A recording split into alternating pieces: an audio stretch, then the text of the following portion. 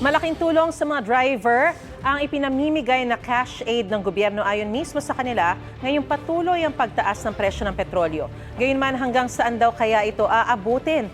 Lalo't patuloy rin ang pagtaas ng mga bilihin. Live mula sa Maynila, may unang balita si Bam Alegre. Good morning, Bam. Maris, good morning. Maaga nagsimula ang pila para sa pamamahagi ng ayuda sa mahigit 2,000 tsuper dito sa Maynila. Bawat balita na napapanood ni Jose Labang sa tensyon sa Middle East, dagdag dagok para sa kanya bilang tsuper. Apektado kasi ang kabuhayan niya dahil sa pagtaas ng presyo ng mga produktong petrolyo. Nangangamba si Jose na ang kanyang pagpasada tuluyan ng mabalahaw.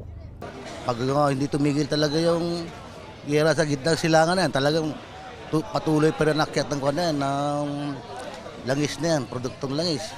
Kaya baka mga ilang araw lang, baka hindi na mamamasada eh. Ang kinakatakutan ni Jose, realidad na para kay Ramir Cotehar na biyaheng Don Bosco sa Tondo. Tumigil na siya sa pagmamaneho noon pang isang buwan. Hindi na raw kasi sumasapat ang kita dahil sa taas ng presyo ng diesel. Uminto na nga muna ako sa pagmamaneho, sir, kaysa mag-abono. Kahit di nataasan yung pamasahe, basta mababa lang yung krudo. Kabilang sina Jose at Ramir sa mga tsuper na bibigyan ng ayuda ng DSWD at lokal na pamahalaan ngayong araw. 5,000 pesos ang halaga ng ayuda. Kailangan lang dumaan sa validation process at bitbit din dapat ang kopya ng driver's license. Pero hanggang saan kaya ang aabutin ng halagang ito kung patuloy ang pagtaas ng mga bilihin? Si Hernan Bascoles, halimbawa, hindi lang diesel pampasada ang problema kundi pati LPG para sa pamilya.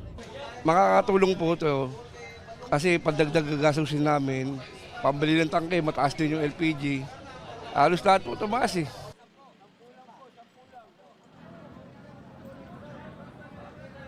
Sa Maris, kasalukuyan ng sinasagawa ito pamamahagi ng ayuda. 2,488 yung mga tsuper na entitled para dito sa financial assistance. Ito ang unang balita mula rito sa Maynila. Bam Alegre para sa GMA Integrated News. Igan, mauna ka sa mga balita, mag-subscribe na sa GMA Integrated News sa YouTube para sa iba't ibang ulat sa ating bansa.